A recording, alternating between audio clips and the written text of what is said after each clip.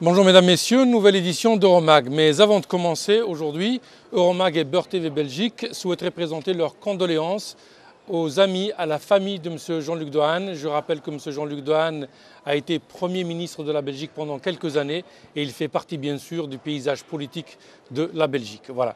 Donc lors de nouvelle édition d'Euromag, donc après avoir présenté nos condoléances, cette émission nous allons tenter donc de décrypter les enjeux des élections européennes. En effet, l'Europe est en pleine campagne électorale. Les 28 pays membres de l'Union doivent chacun, en ce qui les concerne, élire les députés qui vont représenter le pays au sein de la plus grande institution démocratique du monde. Le quota de parlementaires européens par pays est lié aux critères de population, bien entendu. Le Parlement européen compte aujourd'hui 766 eurodéputés et va passer en principe à 751, alors qu'un pays vient agrandir le Parlement européen avec son quota de 12 sièges. Il s'agit bien sûr de la Croatie qui a rejoint l'Union européenne en juillet dernier. Par conséquent, quelques grands pays vont devoir céder des sièges, dont l'Allemagne qui en perd 3. Mais quel est le rôle de cette superstructure législative alors que chaque pays membre possède son propre Parlement? Quelles sont ses compétences? Quel est l'enjeu aujourd'hui alors que pour la première fois dans l'histoire de l'Union européenne, les citoyens devraient élire le président de la Commission européenne, indirectement bien entendu, mais tout de même. Pour répondre à toutes ces questions, Euromag reçoit aujourd'hui Madame Griselda Pastor, journaliste espagnole. Voulez-vous vous présenter, Griselda? Oui, je travaille pour la radio espagnole à Cadena Ser et je suis à Bruxelles depuis plus de 15 ans. Nous recevons également Monsieur Emmanuel Foulon, chargé de presse du groupe des socialistes. En effet, bonjour à tous. Voilà, donc voulez-vous vous présenter, Monsieur Foulon? Donc je suis porte-parole pour le Parti socialiste européen et je travaille au Parlement européen, bien évidemment. Nous recevons également Monsieur Lorenzo Consoli, journaliste italien, depuis de longues années ici auprès des institutions européennes. Voulez-vous vous présenter? Je travaille pour une agence de presse italienne qui s'appelle TM News. Je suis là depuis 1986 et donc je travaille en tant que journaliste depuis le temps de Jacques Delors. Okay. Eh bien, est présent bien entendu le directeur de Beurre TV, Monsieur Amin Lotfi Hashmi. Un bonjour pour nos invités. Bonjour, je rappellerai, c'est Beurre TV Belgique exactement et Europe. Bien sûr, nous présentons aussi les condoléances en disant un mot sur M. Dehaene. Il est né en France, il est mort en France et il a été Premier ministre de la Belgique. C'est tout un symbole pour nous, pour la diversité et comme quoi aujourd'hui, une Europe aujourd'hui n'est plus un pays, mais un continent. Merci. Alors, comme de tradition, la chronique de l'émission. Les élections européennes de mai 2014 seront les premières organisées depuis le traité de Lisbonne qui a renforcé le pouvoir du Parlement dans le processus de nomination du président de la Commission. Avant décembre 2009, date d'entrée en vigueur du traité de Lisbonne, les dirigeants des États européens choisissaient le président à huis clos dans le cadre d'un accord sur l'ensemble des hautes fonctions européennes à pourvoir. En vertu de l'article 17 du traité, les dirigeants des États européens doivent maintenant tenir compte des résultats des élections européennes et désigner leurs candidats à l'issue de consultations appropriées. Par conséquent, la campagne électorale européenne a l'air de se focaliser sur le poste de président de l'exécutif européen. Nous avons deux candidats les plus à même à pourvoir à ce poste, soit M. Jean-Claude Juncker, ex-premier ministre luxembourgeois, ex-président de l'Eurogroupe, et M. Martin Schulz, actuel président du Parlement européen, en défendant la désignation d'une tête de liste pour la présidence. Il y en a d'autres, comme M. Guy Verhofstadt, mais c'est la loi du nombre de sièges qui va primer. Alors, qui sont ces deux hommes? Commençons par M. Jean-Claude Juncker. Deux choses m'ont induit à une propension de sympathie envers ce politique. La première est son attitude lors de la conférence de presse qu'il a donnée conjointement avec George Bush en 2005, suite au sommet Union européenne-États-Unis. Et la seconde, sa modestie et sa disposition à se mettre à la même table que la masse.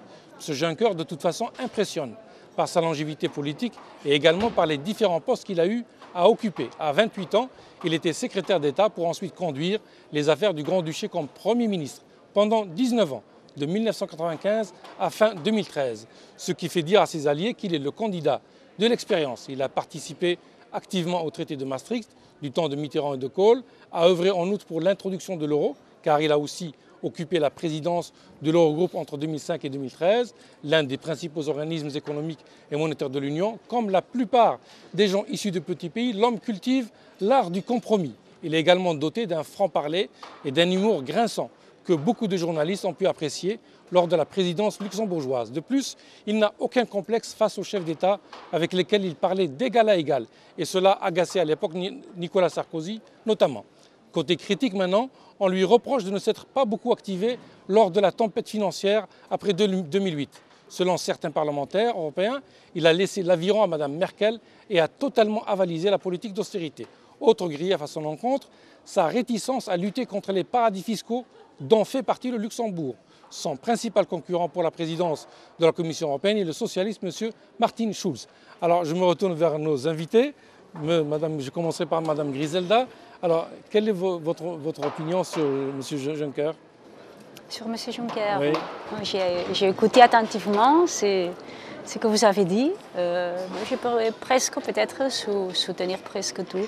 Je crois par contre que c'est difficile en Espagne d'avoir une image trop correcte et c'est un des problèmes de la campagne parce qu'on tient une droite qui est beaucoup plus à droite que lui-même, mais on le responsabilise quand même du plan de réforme qui a été imposé en échange de l'aide aux banques, malgré que, quand on suivait les réunions, on avait le sentiment que sa gestion comme président de l'Eurogroupe a été beaucoup plus sociale, plus attentive au sud de l'Europe que celle qu'est en train de faire un socialiste dont le nom c'est Dijsselbloem et qui vient du Pays-Bas.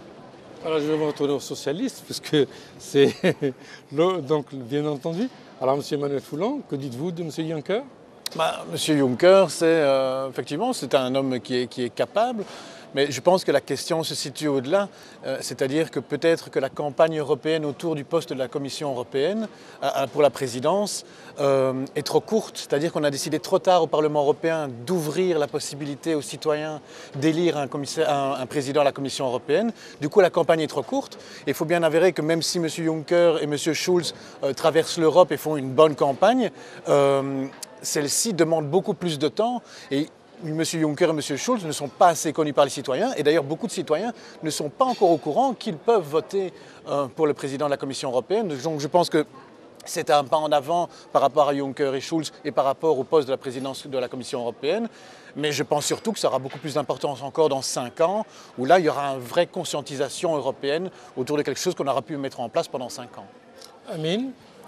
J'aurais préféré qu'on écoute plutôt d'abord... Je fais un chassé-croisé. Tout à fait. Et ensuite, je pourrais, si vous voulez... Monsieur Lorenzo?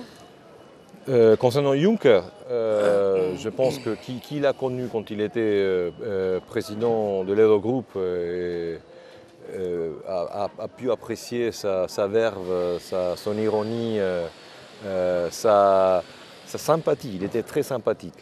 Et il est un peu perdu aujourd'hui par rapport à ça parce qu'on ne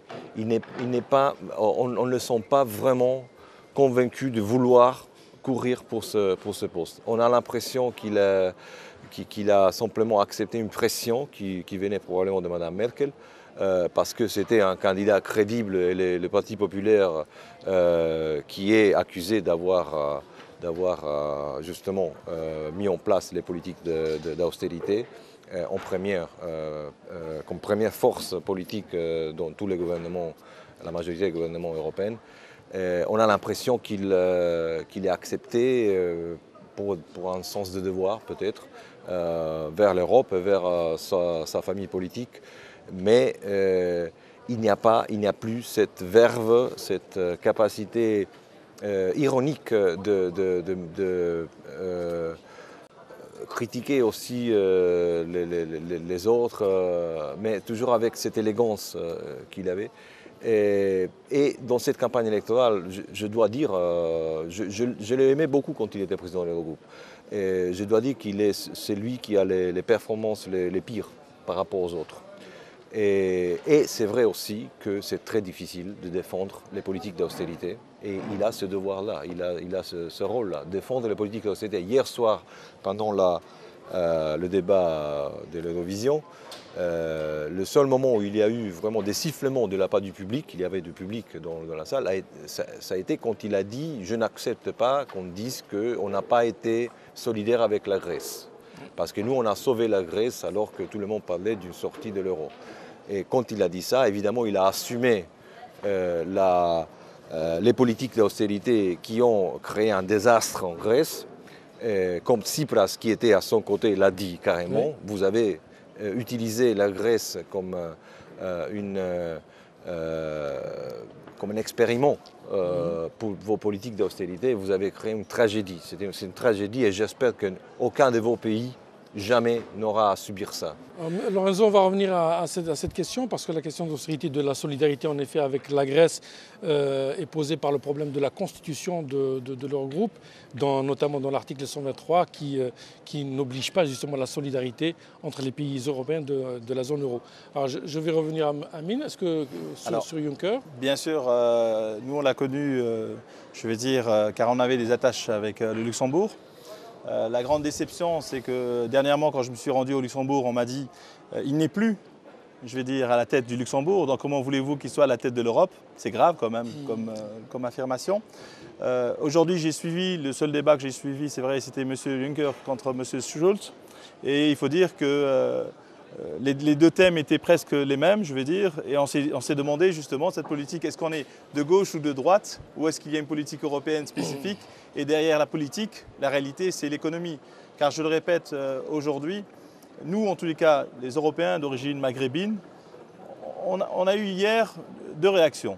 D'abord, on a vu la police belge, à cause d'une réunion justement sur un traité Atlantique-Europe, qui ont arrêté 240 personnes, notamment aussi des parlementaires, donc 3 parlementaires écolos. Ça, c'est déjà une chose. Il faut savoir que chez nous, quand Baraket faisait les manifestations, c'était 40 personnes qui étaient arrêtées et ensuite libérées. Là, 240 personnes, la Belgique dépasse, je vais dire, les chiffres. La deuxième chose, c'est qu'aujourd'hui, on a l'impression que dans les médias, on parle plus des gens qui ne vont pas voter ou qui sont contre l'Europe, plutôt que des gens qui ont travaillé pour l'Europe, comme M. Juncker, les gens qui sont à la tête de l'Europe, comme M. Schulz, et qui aujourd'hui, tous les médias nous poussent à dire aujourd'hui il y a un nationalisme, il y a un ras-le-bol, et si demain les anti-Europe se réunissent, eh bien ces gens-là qui ont construit cette Europe comme M. De Haan, même s'il a fait des mauvaises choses ou des bonnes choses, mais aujourd'hui risquent de perdre, à cause du vote démocratique, toutes les chances de mener cette Europe vers le bien. Donc aujourd'hui, par rapport à l'Espagne, un mot, parce qu'on est capté en Espagne, donc je salue tous nos téléspectateurs en Espagne et à Tenerife. Je suis déçu par rapport à la réaction de l'Espagne pour les panneaux solaires. Il faut savoir que toutes les entreprises aujourd'hui en Espagne qui ont suivi l'Europe dans l'économie d'énergie, cette économie verte, sont en ruine, sont en train de fermer. Par rapport à l'Italie, je salue aujourd'hui qu'un président puisse aller faire des travaux généraux, donc M. Berlusconi, donc il a payé sa dette vis-à-vis d'autres choses et que l'Italie peut-être va payer ses impôts aussi, parce qu'on sait très bien qu'en Italie, on est pour une Europe, mais on n'est pas pour payer le reste. Et par rapport à M. Schulz, je dois dire qu'aujourd'hui, il a un avantage. C'est comme Bouteflika, il était à la tête, ça veut dire qu'il est toujours aujourd'hui en tête. Et d'après le débat qu'il y a eu hier, même si vous dites que c'était un des meilleurs débats, je vais dire, démocratiques sur l'Europe, j'ai eu des échos, on disait... Est-ce que je peux dire juste une chose? Voyons, le problème pour moi, c'est qu'on est tous conscients qu'avec cette crise dans la gestion, on a oublié les citoyens. Que ceux qui souffrent, ce sont des citoyens normaux. D'accord? On les a oubliés. Juncker a le courage d'essayer de défendre les raisons de ça. Il dit si on aurait laissé écrouler les banques, blablabla. Bla, bla, bla. Peut-être c'est vrai. Peut-être c'est vrai ou peut-être pas. La question c'est qu'on n'a pas fait les gestes nécessaires pour que les citoyens comprennent que l'Union est utile. Donc on est face à ça. Il faut dire que pour la première fois, on a des candidats qui se présentent à un poste public européen. Et ça, c'est très fort. Quand l'Union essaye de donner des leçons de démocratie, hein, c'est la première fois qu'on voit ça. Mais en fait, le problème, c'est que de l'Union, on ment trop souvent, où on explique plus de propagande que de réalité. Et dans ces cas même, quand on affirme que pour la première fois, on va choisir ceux qui dirigent l'Europe, on est en train de mentir. C'est la première fois qu'on est face à des gens qui sont capables de dire pourquoi ils veulent gestionner la politique dans l'Union. Donc, c'est la première fois, on ne l'a jamais vu, c'est historique. Mais il ne faut pas confondre les gens. Ce n'est pas le président de la Commission en solitaire qui va gestionner l'Europe et ce n'est pas sûr qu'ils vont choisir le chef de gouvernement. Parmi ces 4 candidats, c'est lui qui aura la responsabilité. Donc bon. Alors on va présenter l'autre candidat, donc je vais présenter quand même pour nos téléspectateurs M. Schulz. Donc la chose qui surprend chez Martin Schulz et qui par conséquent démontre encore une fois l'efficacité de l'homme et de ses compétences dans des pays démocrates, mettant en exergue le respect de l'homme et de sa dignité, c'est que ce social-démocrate allemand ne possède aucun diplôme universitaire. D'ailleurs, M. Martin Schulz parle ouvertement de son parcours atypique, y compris des moments les plus sombres. Fils de gendarme, il rêvait de devenir footballeur, qu'une malencontreuse blessure annihile tout espoir de carrière footballistique. Il passe par une dure période, mais se relève en se consacrant à la lecture, dont il fait son métier. Il entre en politique et à 31 ans devient le maire de la ville de Werselen. Ensuite eurodéputé en 1994 pour être élu président du Parlement européen en 2012. Son point fort, sa volonté de démocratiser le fonctionnement de l'Union européenne. Mais à noter que ce qui a rendu célèbre Martin Schulz, c'est la phrase de Silvio Berlusconi, qui l'avait comparé à un capot de camp de concentration en juillet 2003. Mais M. Schulz est un battant et veut donner au Parlement européen un plus grand poids, jusqu'à se voir refuser un jour sa participation au Conseil européen. Il s'est même invité à la remise du prix Nobel, décerné en 2010 à l'Union européenne, et l'a reçu personnellement. Sa volonté de devenir président de l'exécutif européen est clairement affichée, avec l'ambition de créer un lien entre institutions et citoyens. Alors entre Jean-Claude Juncker, représentant l'incarnation du diplomate d'expérience, et le populaire Martin Schulz, le choix des électeurs européens se fera entre le PPE, donc le Parti populaire européen, et le Parti radical socialiste. Alors messieurs, dames, avant de débattre sur ces deux hommes, j'aimerais avoir votre sentiment ou ce que vous inspirent ces élections législatives par rapport aux précédentes. Pour moi, c'est vrai, le slogan du Parlement européen, cette fois c'est différent. C'est vrai que c'est différent. C'est différent pour deux raisons. La première, Griselda vient de la dire, on a pour la première fois cette possibilité de voter effectivement pour un candidat à la présidence de la Commission.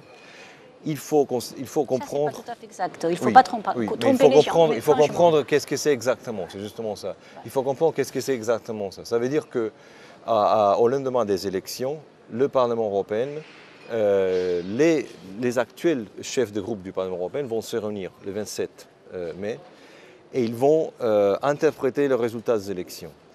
Et si c'est possible d'avoir une coalition des partis avec les résultats électoraux à la main, oui, qui est capable de réunir la majorité absolue du Parlement européen, cette coalition-là va exprimer un candidat à la présidence de la Commission européenne. Et ce candidat, ça sera un des 5 candidats qu'on a vus hier soir. Donc ça, c'est l'enjeu. Ce n'est pas le candidat du parti qui aura la majorité relative au Parlement européen. C'est le candidat qui aura la possibilité de réunir une coalition de majorité absolue au Parlement européen, qui va être indiqué aux chefs d'État et de gouvernement qui vont se réunir le soir du 27. Oui. Donc, les chefs d'État et de gouvernement auront la possibilité soit d'ignorer cette indication qui viendra du Parlement européen, qui vient d'être élu, soit de prendre cette indication et donc s'exprimer là-dessus, probablement en soutenant cette indication. Dans le premier cas, ils vont droit contre le mur du Parlement européen qui va voter contre l'indication qui a ignoré ce que le Parlement européen avait demandé. Dans le deuxième cas, le Parlement européen aurait gagné un pouvoir qu'il n'avait pas, de facto le pouvoir d'indiquer le président de la Commission. Donc c'est ça l'enjeu qui est nouveau, qui n'existait pas avant et qui est dû au fait que l'article 17 du traité de Lisbonne parle justement de la nécessité de tenir compte, de prendre en compte les résultats des élections lorsqu'il y a la consultation entre le Parlement et le Conseil. La deuxième chose importante, je suis très bref, c'est que pour la première fois, on est vraiment dans une situation où on choisit la politique économique de l'Europe.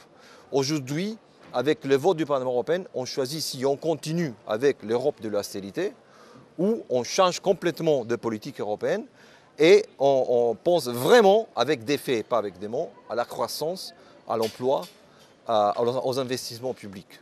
Bien, ce sont les défis donc de l'Europe. Griselda, écoutez, franchement, après des années de simplification européenne, parce qu'on considère que le citoyen normal n'a pas le temps de comprendre les enjeux de l'Union, on risque de répéter la même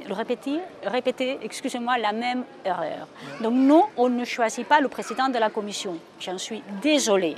D'accord ? On vote des sièges au Parlement européen qui a le pouvoir d'élire le président de la Commission.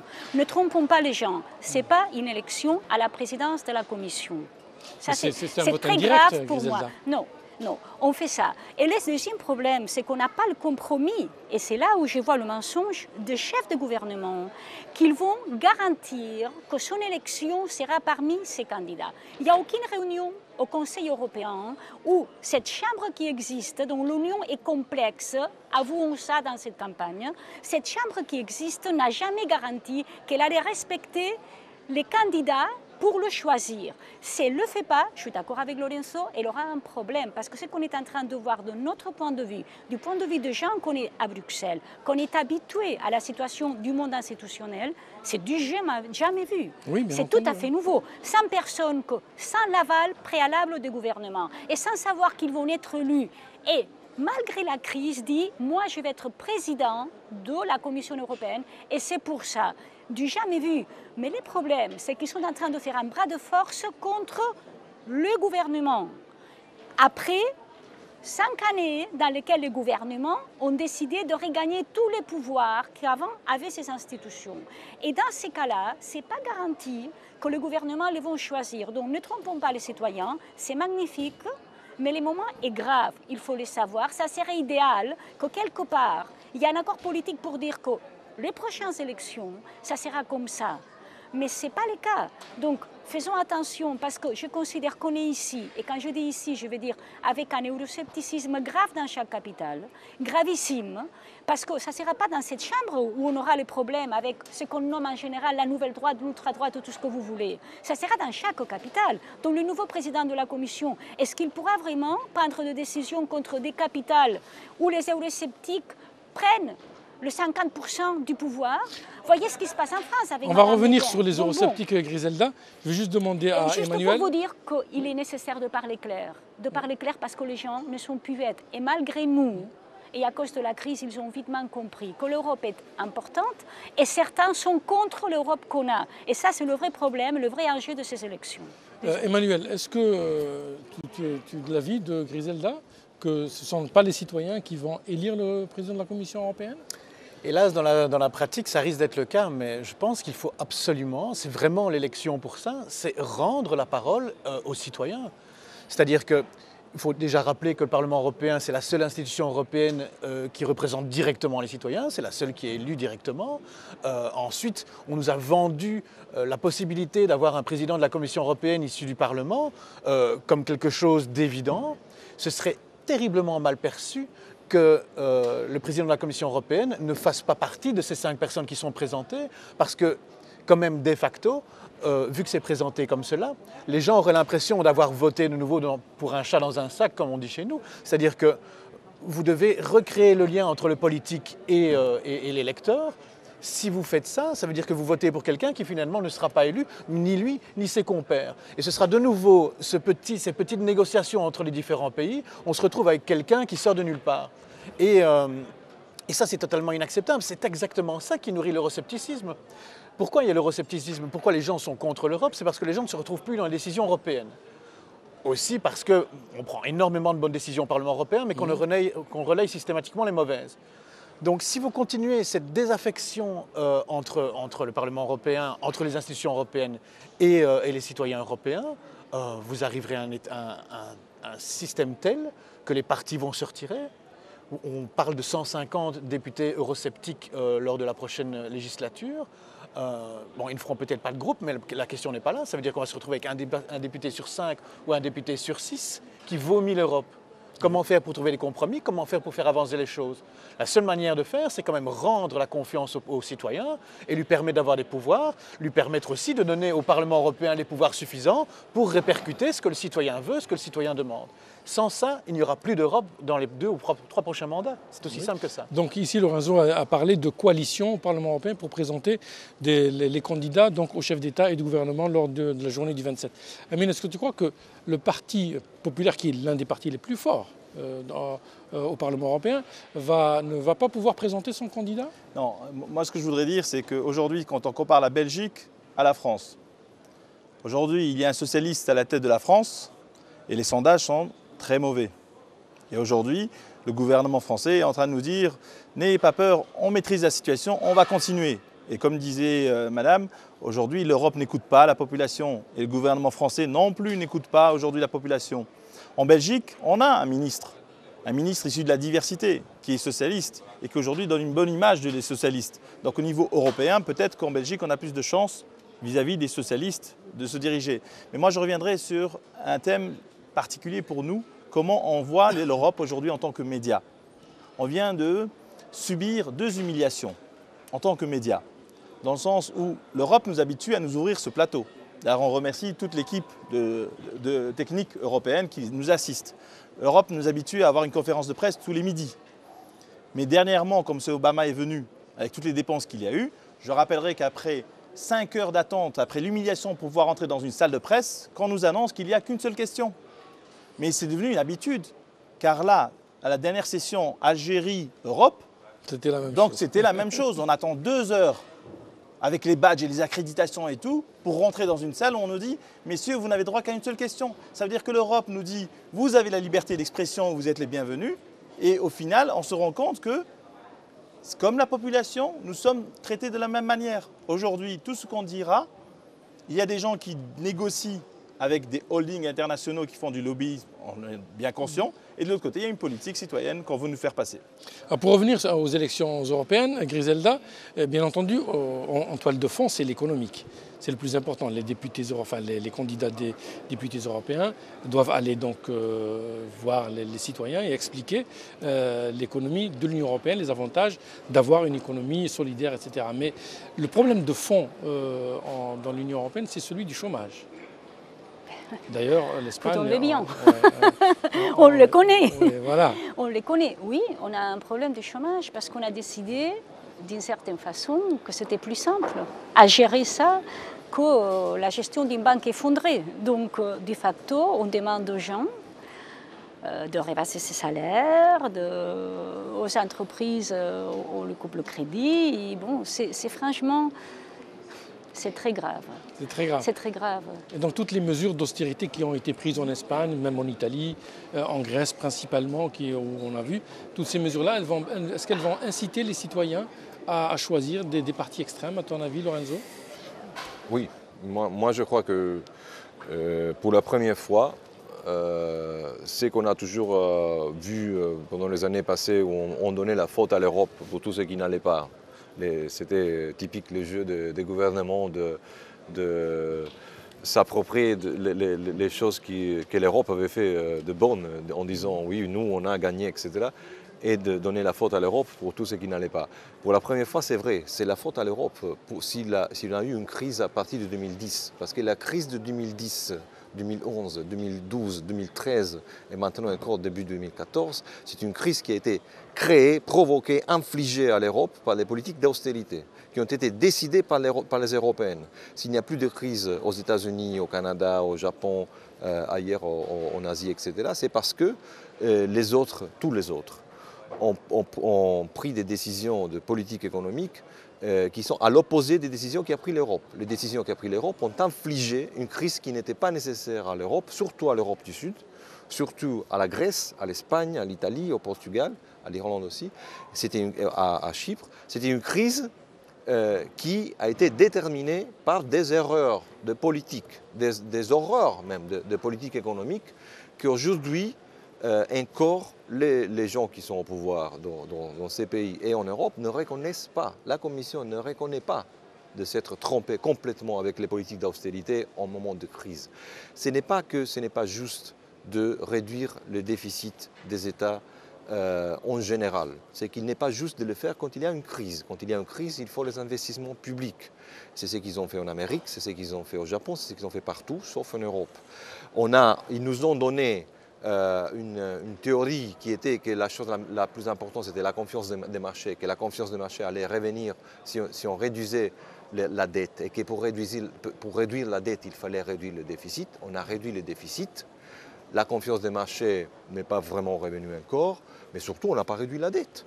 Oui. La dette n'a pas été réduite avec la réduction du déficit, parce qu'il n'y a pas eu de croissance. Donc, ils se sont trompés. Et maintenant, les électeurs doivent choisir s'ils vont continuer avec ces gens-là qui ont pris ces décisions, qui ont infligé cette crise à l'Europe, surtout à l'Europe du Sud, ou si on va changer complètement de politique économique. Et c'est là qu'on va décider ce qu'on va faire pour le chômage, parce que le chômage ne baissera pas si on ne revient pas à la croissance. Et on ne reviendra pas à la croissance si on ne recommence pas avec les investissements publics, même si ça veut dire qu'il faut arrêter avec l'austérité. C'est vrai qu'on a beaucoup parlé d'austérité, de mesures drastiques pour les pays endettés, mais pour tous les pays européens, mais la question qui se pose donc, chez les gens, c'est donc l'avenir de l'économie des pays européens, mais est-ce que cet avenir économique, Emmanuel, ne dépend que des pays européens? Est-ce qu'il n'y a pas un impact des pays émergents sur l'Europe? Bien sûr, mais je pense qu'il faut d'abord se concentrer sur nous pour trouver les solutions chez nous de problèmes qui nous accablent. Moi, ce qui m'étonne, c'est qu'effectivement, le monde entier vit une crise financière en 2008. Crise financière, une crise libérale, une crise économique profonde.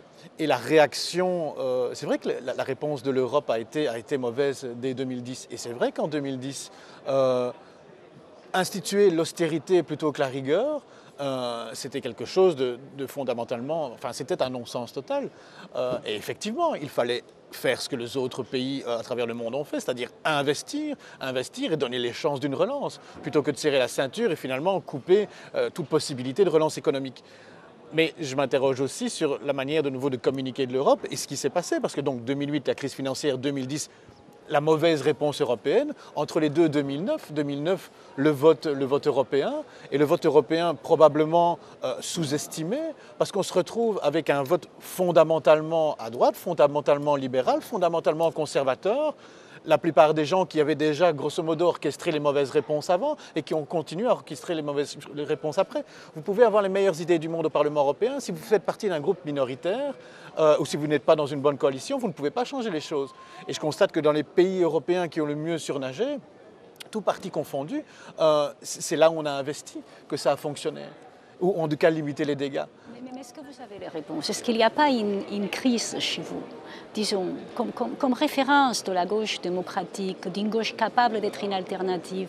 Est-ce que ce n'est pas un peu votre faute, la manque de capacité d'accepter, écoutez, on est en train de régler la globalisation à la fois que la crise, disons comme ça, indirectement. Donc, mais, c'est précisément d'avoir accepté des compromis aussi parce qu'à un moment, il fallait faire avancer les choses. Mais quand la gauche est obligée de faire des compromis avec la droite, si le compromis va trop loin, et vous l'avez vu sans résultat depuis 2010, en tout cas résultat par rapport à la crise économique, le problème c'est que tout ça aussi nourrit les extrémistes. Oui, parce que les extrémistes sont les premiers à dire, si la gauche ressemble à la droite, pourquoi encore voter pour l'un ou pour l'autre? Et c'est pour ça qu'on se retrouve avec des aubes dorées, qu'on se retrouve avec des partis qui ne veulent que la destruction du tissu social, du tissu sociétal et de l'Europe de manière générale. Écoutez, on est dans l'Union.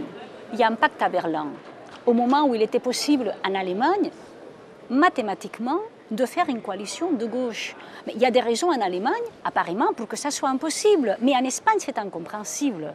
Donc, est-ce que vous ne pourriez pas investir un peu à vraiment exposer, mais clairement, à fond, pourquoi la social-démocratie allemande fait ces choix-là et pas un autre choix? Quelle sera la répercussion pour tous les autres de tout ça? Et qu'on puisse comprendre. Et à partir de là, on grandit tous un peu. Mais non, ce n'est pas le cas. Il y a le pacte, il se ferme. Il n'y a pas de justification, on passe le tapis dessous. Zelda, pardonnez-moi. Hein. Oui, il y a les chefs d'État et de gouvernement, lors de tous les conseils, qui mettent en avant la compétitivité et la croissance. Mais la compétitivité est liée donc à la production des entreprises et donc à leurs produits sur le marché international. Alors, est-ce que, je repose ma question, est-ce que les pays émergents n'ont pas eu un impact direct sur l'économie? Mais bien sûr puisqu'on est en train de régler, en train de régler la globalisation aussi. Et donc, on est en train de régler le fait que maintenant, les entreprises, au moment où la crise a commencé, étaient dans le pays émergent parce que la production est moins chère, d'accord? Et parce qu'ici, les syndicats ont décidé qu'on n'accepte pas certaines règles du jeu. Et comme ils ont décidé ça, donc on avait un problème, les entreprises partaient d'un côté et les autres, qu'est-ce qu'elles faisaient? Envoyer au Luxembourg les revenus au noir, d'accord? Et les autres, qu'est-ce qu'ils faisaient? Et ce qu'ils continuent à faire, il continue à répartir des gros bénéfices parmi ses actionnistes parce qu'il doit dire « je jette 50 ouvriers, mais mon entreprise est bonne, si tu es un actionniste chez moi, tu auras ta poche pleine. Et si je ne fais pas ça, il n'y aura personne qui voudra faire partie de mon conseil d'administration. » Et sur toutes ces choses-là, nous n'avons rien dit, je dis nous les Européens, dans aucune réunion et aucun débat, mais pas non plus chez les partis politiques, ou bien on est confronté à des réponses inutiles parce que, bon, si on est bien contre nous réduire les salaires comme travailleur, mais écoute, moi je suis payé par ma boîte, j'ai réduit 2 fois mon salaire, d'accord, j'ai vu jeter dehors plein de mes confrères. Alors bon, ben, je sais de quoi je parle. Oui. Ah, pour parler de, oui, pour parler juste. Je peux intervenir sur ça parce que juste sur la compétitivité. Oui, non, sur la question internationale. Il y a eu, il ne faut pas oublier qu'il y a eu dans les années 80 et 90, il y a eu cette vague de la pensée néolibérale qui a appliqué des mesures partout dans le monde. Il y a eu des choses qui se sont passées qui ont déterminé la crise après. La première chose, c'est que la libéralisation totale des mouvements de capitaux, qui n'est pas du tout un principe incontroversé. C'est quelque chose qu'on peut très bien ne pas avoir. On ne l'a pas eu pendant des décennies dans le monde. Donc la liberté totale de circulation des capitaux, ça veut dire que quand il faut investir, les gens peuvent très bien décider d'investir l'argent qu'ils ont fait en Europe, par exemple, dans des délocalisations en Chine ou en Inde, où le travail coûte beaucoup moins cher. Hein, et après, ils peuvent mettre l'argent où ils veulent. Aussi dans les paradis fiscaux. Ils peuvent aussi utiliser l'argent de l'économie réelle pour, au lieu que de l'investir pour l'économie réelle, de le mettre dans les produits financiers. Il y a eu la financiarisation de l'économie. Ça, c'est dans les années 80-90 qu'il y a eu cette énorme vague de financiarisation économique. Troisième chose, à la fin c'était 99, il y a eu la décision en Amérique et après partout d'éliminer le mur qui existait entre les banques commerciales et les banques d'investissement. Autre chose, les banques, donc avec les dépôts des citoyens, avec les sous des entreprises, les banques font de la spéculation financière. Tout ça, c'est arrivé avant. Ça fait partie de la globalisation. C'est quelque chose que n'était pas nécessairement à faire en Europe. L'Europe pouvait choisir une autre chose. Comment on va expliquer maintenant aujourd'hui, puisque les eurodéputés sont en campagne électorale, comment on va expliquer aux citoyens européens que pour maintenir son mode de vie, c'est les règles sociales, avec un manque de compétitivité aussi flagrant et avec un manque avec le manque de croissance. Comment en réduisant les bénéfices de certains entrepreneurs et de certains propriétaires de boîtes et d'industries. En faisant une loi qui dit, en époque de crise, vous ne jetez dehors aucun ouvrier tant que, disons, vous ne réduisez vos bénéfices dans cette entreprise.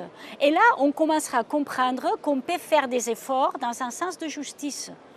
Et parce qu'on n'a pas seulement le problème de la compétitivité et le problème du chômage, on a aussi un sentiment d'injustice profonde, injustice au nord et injustice au sud. Le nord ne veut pas payer de mesurements pour on ne sait pas quoi.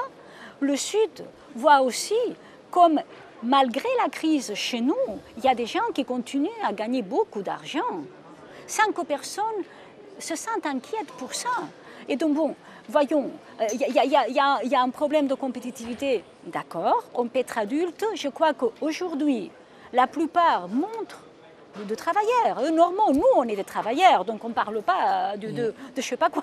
Donc on est en train de montrer qu'on est capable de continuer à investir toute notre professionnalité pour un salaire qui s'est rétréci 3 fois, sans poser trop de questions. Qu'est-ce qui se passe dans nos propres boîtes, d'accord, mais on exige moins que quand on prend de loi, qu'on tient compte de tout ça. Et c'est ça le problème, on ne le voit pas, il faut tenir compte quand même de l'aspect de la mondialisation. Amine, sur la mondialisation. J'aimerais premièrement dire que les citoyens européens ont très bien compris que l'Europe n'était pas la solution pour réussir. D'ailleurs, je dirais qu'aujourd'hui en Angola, ce sont les Portugais qui immigrent vers l'Angola plutôt qu'à l'époque où c'était les Angolais. Donc aujourd'hui, moi je prendrai l'exemple que dans toutes les opérations que les Européens ont décidées financièrement, ce sont les Américains qui ont été bénéficiaires. D'ailleurs, même aujourd'hui, les Russes sont en train de négocier une nouvelle carte de crédit qui ne va plus impliquer ni Visa ni Mastercard. La réponse que le Parti socialiste donne en Belgique par rapport aux citoyens, puisqu'en ce moment on parle de chômage et de crise, on dit que si on prenait un impôt de 1% sur les plus riches, on ferait mieux vivre 99% des Belges. Donc aujourd'hui, tout le monde est conscient qu'il y a un déséquilibre. Mais rendez-vous compte qu'aujourd'hui, que le Parti socialiste belge nous annonce sur les pages, si on imposait uniquement 1%, on arriverait à sauver 99%. Donc aujourd'hui, il est sûr que ceux qui sont à la tête de l'Europe connaissent très très bien les problèmes et les solutions. Et qu'aujourd'hui, moi je ne peux dire qu'une chose, le continent africain, il a été colonisé à l'époque par l'Europe, mais aujourd'hui, pour moi, ce serait la solution économique viable pour que l'Europe aussi puisse être compétitive vis-à-vis de la Russie. En quel sens? Par rapport au chômage, vous parlez du chômage aujourd'hui, Oui. je peux vous dire qu'en Algérie, les entreprises espagnoles sont en train de fleurir. Oui, mais ça ne veut pas dire que les gens vivent mieux, quoi. pas- Ça veut dire que les gens vivent mieux En Espagne, en Algérie, quoi. en excusez-moi. Algérie, Ouais. aujourd'hui, il y a un équilibre parce qu'on a de l'argent, mais on n'a pas de know-how. Donc aujourd'hui, on essaie d'avoir un Bon, équilibre. bon, Moi, je bon. peux vous le dire. Pourquoi? Parce qu'aujourd'hui, on appelle l'Europe à avoir une politique de voisinage un peu plus concrète et surtout Oui, avec je l'Afrique. suis d'accord sur ça. Je Voilà. crois que le problème il est plus complexe. Si on revient Franchement. donc aux élections législatives européennes, Lorenzo, donc on va bientôt avoir 751, je pense, Oui. eurodéputés. Et quelles vont être les matières pour lesquelles le Parlement européen marque sa compétence par rapport aux parlements nationaux? Est-ce qu'il y a une grande différence pour nos téléspectateurs pour qu'ils comprennent quelle est la différence? Parce que chaque pays a un Parlement national et puis il y a au-dessus de tous les 28 pays le Parlement européen qui bien sûr donc légifère, qui a 3 fonctions principales. Mais est-ce qu'il y a des grandes différences? Il faut dire que, par exemple, si on n'avait pas eu l'Europe et le Parlement européen, on n'aurait pas, dans la majorité des pays européens, peut-être non pas dans le nord, mais dans le sud sûrement, on n'aurait pas les politiques environnementales, par exemple. Les normes environnementales qui sont très importantes pour le bien-être des citoyens et de l'environnement, ce sont d'origine européenne. La question du climat aujourd'hui, on ne peut pas, c'est ce que disait Verhofstadt hier soir, par exemple, on ne peut pas la résoudre au niveau national. Les questions concernant les consommateurs, les droits des consommateurs, par exemple, tout ça c'est important. L'agriculture commune aujourd'hui, c'est du compétence aussi du Parlement, donc c'est quelque chose qui est décidé dans le Parlement. Il y a toujours des normes concernant, par exemple, les banques qui doivent être décidées au niveau européen. Et l'union bancaire, c'est la chose probablement la plus positive qui est sortie de cette crise, mais elle n'est pas encore terminée, c'est le Parlement européen qui doit décider. Non, n'oublions pas l'immigration. L'immigration, hier soir, on a parlé de ça dans le débat entre les candidats, il faut une politique d'immigration commune. Et ce n'est pas vrai que l'immigration est de compétence nationale, ce n'est que l'immigration légale qui est de compétence nationale. L'immigration non légale, c'est une compétence communautaire. Mais les pays n'ont jamais laissé à la Commission européenne l'espace pour proposer des directives, des politiques communes efficaces. Et il n'y a pas assez d'argent pour les pays de l'Afrique du Nord, pour les politiques dans ces pays qui pourraient justement régler le problème à la source. Et il y a aussi un problème aujourd'hui très important des réfugiés, des gens qui cherchent la protection internationale. Ces gens-là doivent pouvoir s'embarquer sur des navires ou sur des avions sûrs avec une demande d'asile qui est faite chez eux déjà. Oui. Pour pouvoir venir dans les pays européens qui donnent l'asile. Merci Lorenzo, notre émission se termine. Merci à tous d'avoir participé à Euromag. Donc, un dernier mot pour Emmanuel. Bien, vivement que les élections se passent bien pour qu'on puisse quand même avoir une taxe sur les transactions financières, en parler, un salaire minimum européen et plus de droits des consommateurs, le droit à l'immigration, toutes les choses dont on parlera, j'espère, le prochain débat, mais plus d'Europe et surtout redonner le vrai pouvoir aux citoyens européens. Griselda, un dernier mot pour notre émission. Et moi, j'aimerais saluer le courage de ceux qui osent dire qu'ils veulent gérer l'Europe, le faire pour M. Juncker, dont je crois qu'il est en train de, ce qu'on dit en espagnol, laver un peu le visage de l'Allemagne de Merkel, de l'Europe de Merkel, disons comme ça. Il a accepté de faire ça et c'est courageux pour sa part. et le courage de M. Schulz, dont je pense que sans lui, on ne serait pas ici, dans ces débats des candidats, en sachant même qu'il a de numéros pour perdre. Quoi. Merci, Madame. Dernier mot, Lorenzo? Je voudrais simplement redire que ce sont des élections différentes des autres et que c'est vrai, c'est très important que les citoyens votent aujourd'hui pour changer l'Europe. Parce que s'ils ne votent pas pour changer l'Europe et si les forces de changement de l'Europe ne sont pas assez fortes, l'Europe risque de s'effondrer. Et de s'effondrer à partir de sa réussite la meilleure qui était jusqu'à il y a quelques ans l'euro. Merci Lorenzo. Amine, un dernier mot? Moi, le dernier mot, ce serait revenir sur Lampedusa et la réponse que j'ai eue des Haraga, qu'on appelle chez nous ceux qui veulent fuir, je vais dire l'Afrique. Car aujourd'hui, même les subsahariens, il y a eu 30 morts cette semaine dans le désert algérien qu'on a retrouvé, qui voulaient s'enfuir de l'Afrique. S'ils avaient un meilleur chez eux, et si l'Europe arrêtait de jouer à l'autruche, c'est-à-dire de négocier avec la population et ne plus négocier uniquement avec les gouvernements, eh bien on resterait chez nous et on vous appellerait à venir immigrer pour réussir une nouvelle Afrique. Voilà. Alors, merci Amine, merci Griselda, merci Lorenzo pour notre émission Romag qui se termine et à la prochaine. Bonsoir.